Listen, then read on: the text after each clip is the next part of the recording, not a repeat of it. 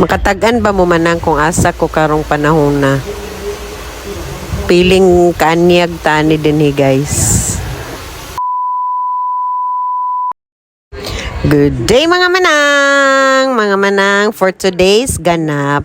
Manglakaw mi ni Angel guys kay magpaputol daw mig buhok. So kaming duha naguban mi talagsara kay ning higayon guys gagauban ming duha kay lahi-lahi gyud amo mga lakaw no dili mi gasapon. So karon panahon na is nagsabot mi nga magpaputol mig buhok. So naguban na lang mi dayon. Init pa kay na guys kay napa na sa mga after lunch. Kay after lagi ana mo adto po dayon mig city or sa syudad kay nami pamaliton po dito na pod mi ganap dito. So kana nga time guys niagi mi sa among agyanan nga gamay no tanawa ganing na ninyo guys no apiki gyud kay na din ha.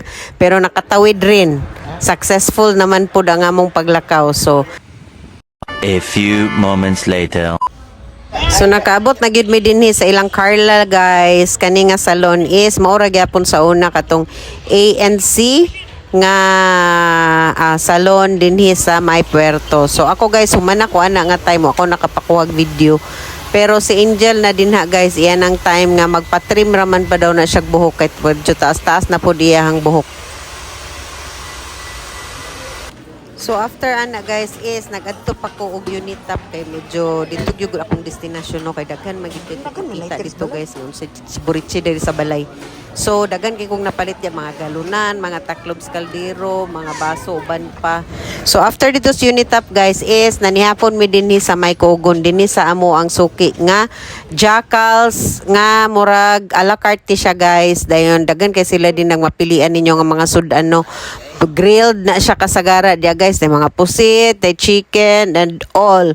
So makapili gid mo din ha guys kung unsa ang inyohang galamian nga mga sudan pili lang mo din ha. So isa sa damong ganahan dinhi guys kay limpyo man pod ang ilang palibot dayon medyo affordable ra pod ang mga prices then napagid sa libre nga sabaw, guso, palapa mo na ilang mga freebies. So while waiting din ha guys sa among order is magdangmarite sa mi din na no nagchika-chika, update, banding dayon nangaon na dayon mi din ha pagkaluto sa among order. Of course lami kayo medyo gutom na po dayon kayo guys. So puso ang ila din na guys, duha ang option puso or rice. So ang among gipili is puso.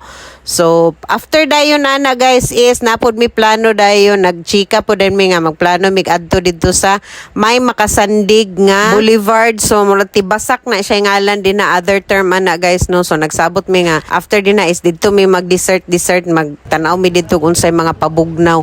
Daghan na maday kay tao dinhi guys. So murag nabalhin maday ang kugon dinhing dapita karon pa ko nakaanhi sukad sa una taud-taud na. Daghan kay ninyo mapilian dia guys na tanan diha ang mga fruit shakes, mga la carte na gihapon, ay mga pizza, ay mga taco and everything. Pero among gipangita dia guys is pabugnaw ra gyud kay gusto namo to i-try ang pinakalami nga ingon nila na ay pinakalami din nga mango Graham fruit shake. So among gipangita dia guys ug dili mi sure kung mao ba gyud ni ang among napalitan pero so far guys lami man pud kaayo ang among napili ani dinhi nga kani siya o kani nga fruit shake. Lami kay guys malasa kaayo ang ilahang graham ug ang mangga or ang avocado nga inyong gipili nga para shake kon. Relaxing pod kay ang lugar dia guys kay of course daplin sa river so medyo hangin-hangin gamay.